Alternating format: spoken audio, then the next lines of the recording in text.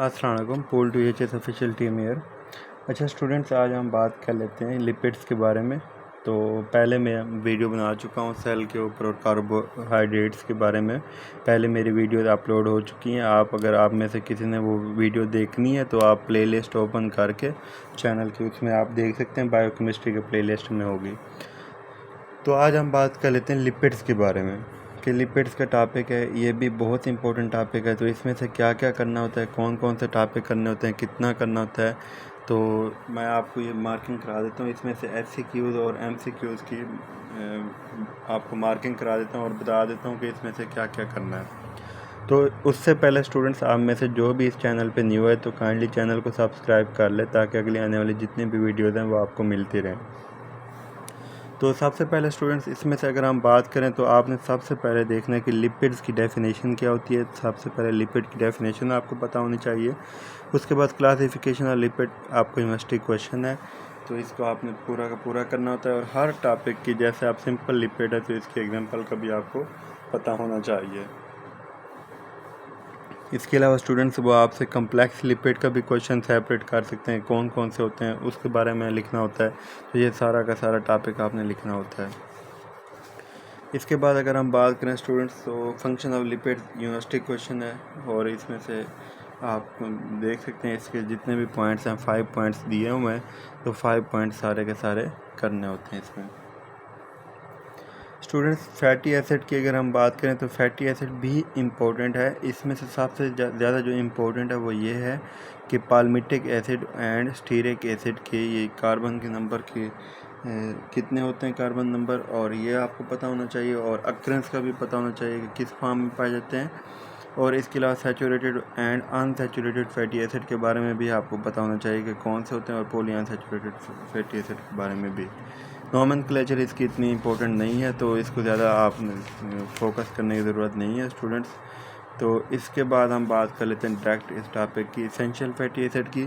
तो आपने essential fatty acid लाजमी करना है, ये सारा की सारा रीड करना है। लिनोलिनिक एसिड, ये आपसे सेपरेट क्वेश्चन पूछा जाता है। लिनोलिक एसिड और लिनोलिनिक एसिड की ये जो सारे नंबर लिखे हुए हैं इसमें आपको पता हो, और अरेकिडोनिक एसिड का भी, तो ये आपसे मोस्टली आपसे क्वेश्चन पूछा जाता है। इसके बाद अगर हम बात करें तो function of essential fatty acid बहुत इंपॉर्टेंट है, ये लाजमी आपने करना है। डेफिशिएंसी से क्या होता है, फ्रेनियोडर्मा जो कि टोट स्किन होती है उसकी तरह की हार्नी इरप्शन हो जाती हैं, ये आपने लाजमी करना होता है। इसके बाद अगर हम स्टूडेंट्स बात करें एसमेरिज्म, और इसमें से ये एज सच इतना इंपॉर्टेंट नहीं है, आपके पास अगर टाइम हो तो बाद में आप इसको रीड कर सकते हैं। इसमें से अगर हाँ स्टूडेंट्स सॉरी, इसमें से एक टॉपिक इंपॉर्टेंट है एसमेरिज्म में, आपने ये कार्बन की देख लेनी है कि कार्बन की कॉन्फ़िगरेशन और ट्रांसहोसिस कैसे होती है, ये आपने देख लेनी है। इसमें से आपसे ये मोस्टली पूछा जाता है कार्बन के पॉइंट ऑफ व्यू से। इसके अलावा स्टूडेंट्स हम बात कर लेते हैं ट्रांस इसाइल ग्लिसरॉल्स की। तो ट्रांस इसाइल ग्लिसरॉल्स में आपने न्यूट्रल फैट के बारे में आपको पता हो, ये वैल्यू का पता हो, आपको कहाँ पाया जाता है इसका पता हो आपको। इसके अलावा यहाँ से स्ट्रक्चर ऑफ इसाइल ग्लिसरॉल का आपको पता होना चाहिए। सिंपल ट्राई इसाइल ग्लिसरॉल, ये जस्ट रीड करना है MCQ पॉइंट ऑफ व्यू के लिए, और इसको आपने पढ़ लेना है अच्छे से। इसके बाद अगर हम स्टूडेंट्स बात करें तो प्रॉपर्टीज ऑफ ट्राई इसाइल ग्लिसरॉल, जिसमें हाइड्रोलिसिस आ जाती है और स्पोनिफिकेशन आ जाती है, रेंसिडिटी, ये बहुत इंपॉर्टेंट है स्टूडेंट्स। ये आपसे सेपरेट क्वेश्चन पूछा जाता है, स्पोनिफिकेशन क्या है इसमें आपने बताना होता है, ये रिएक्शन भी लिखना होता है। हाइड्रोलिसिस का पता होना चाहिए आपको, ये भी आपसे सेपरेट पूछा जाता है। और इसके अलावा रेंसिडिटी का पता होना चाहिए कि जिसमें फाउल स्मेल हो जाती है, डिटेरियोरेशन हो जाती है फैट्स की और फाउल स्मेल आने लग जाती है, और किसकी वजह से होती है ये भी आपको पता होना चाहिए। इसके अलावा स्टूडेंट्स इसमें से जो मोस्टली पूछा जाता है वो है एंटीऑक्सीडेंट्स कौन से होते हैं। ये सारे के सारे एंटीऑक्सीडेंट्स आपने देख लेने हैं, tocopherol antioxidant, hydroquinone, garlic acid, ये सारे आपने कर लेने हैं।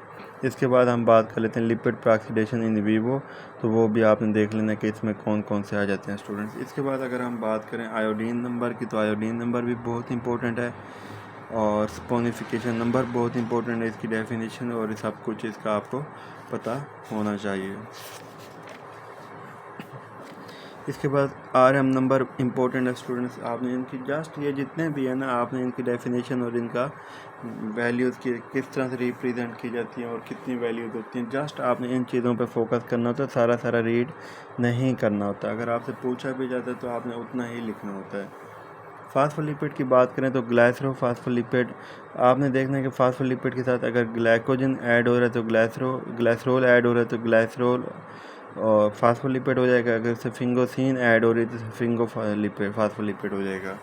तो ग्लाइसरोफास्फोलिपिड इंपॉर्टेंट है, जिसमें फास्फेटिडिक एसिड के बारे में, लेसिथिन, ये सारे इंपॉर्टेंट हैं।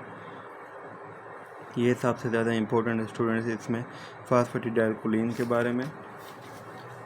और ये डाइपल्मिडाइल लेसिथिन के बारे में पता है होना चाहिए आपको, क्योंकि ये RDS रेस्पिरेटरी डिस्ट्रेस सिंड्रोम के पेशेंट बच्चों में होता है, उसके सर्फेक्टेंट के तौर पे काम करता है। इसके बारे में पता होना चाहिए आपको।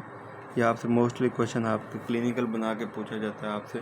प्लाज्मेलोजेंस के बारे में आपको पता हो। ये सारा का सारा टॉपिक करना है। कार्डियोलिपिन बहुत इंपॉर्टेंट है, ये आपका यूनिवर्सिटी क्वेश्चन है सेपरेट, तो आपको इसका पता होना चाहिए। प्लाज्मेलोजेंस भी एक यूनिवर्सिटी क्वेश्चन है सेपरेट, इसका पता होना चाहिए। फास्फेटिडाइलिनासिटोल भी एक सेपरेट क्वेश्चन है, इसका भी आपको पता होना चाहिए। स्फिंगोमाइलिन्स की अगर हम बात कर लेते हैं स्टूडेंट्स, स्फिंगोमाइलिन्स भी अपनी जगह पे एक इम्पोर्टेंस रखता है और सेपरेट क्वेश्चन है। सेरामाइड भी इम्पोर्टेंट है। ऐसा अगर मैं आपको एक बात करूं तो लिपिड तकरीबन इम्पोर्टेंट टॉपिक है, तो इसको आपने अच्छे से करना होता है। फंक्शन ऑफ फास्फोलिपिड भी बहुत ज़्यादा इंपॉर्टेंट है, यूनिवर्सिटी क्वेश्चन है। इसके बाद हम बात कर लेते हैं ग्लाइकोलिपिड्स के बारे में। ग्लाइकोलिपिड्स की अगर हम बात करें स्टूडेंट्स, इसमें सेरिब्रोसाइट्स MCQs, gangliosides MCQs point of view से पढ़ना है।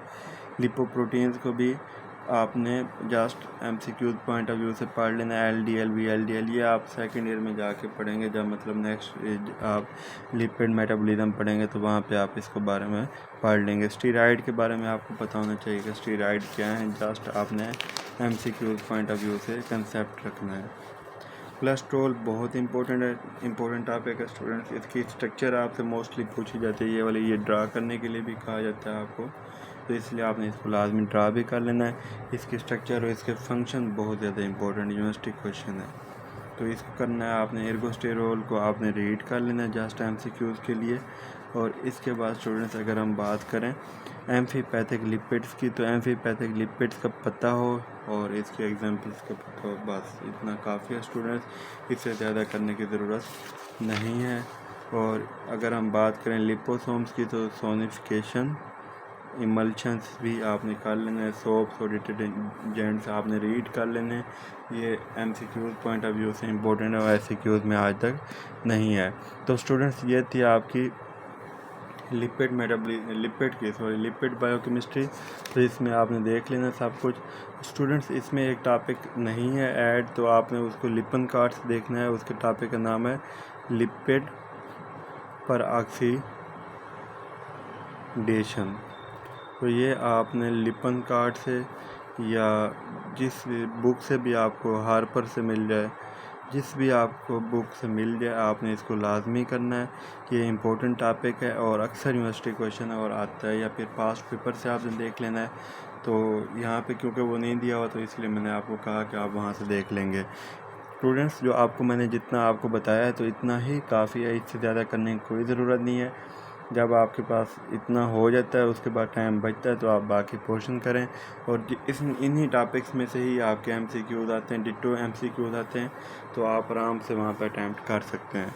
तो अगर आपको इसके अलावा अगर मिसाल के तौर पर MCQs में फिर भी डिफ़िकल्टी होती है, तो pool DHS MCQs books available है मार्केट में, आप वो परचेज़ करके वहाँ से प्रैक्टिस भी कर सकते हैं। तो उम्मीद है स्टूडेंट्स आपको इससे काफ़ी हेल्प हुई होगी। और आप में से जो भी इस चैनल पे न्यू है स्टूडेंट्स, काइंडली चैनल को सब्सक्राइब कर ले, ताकि अगले आने वाले जितनी भी वीडियोज़ हैं वो आपको मिलती रहें।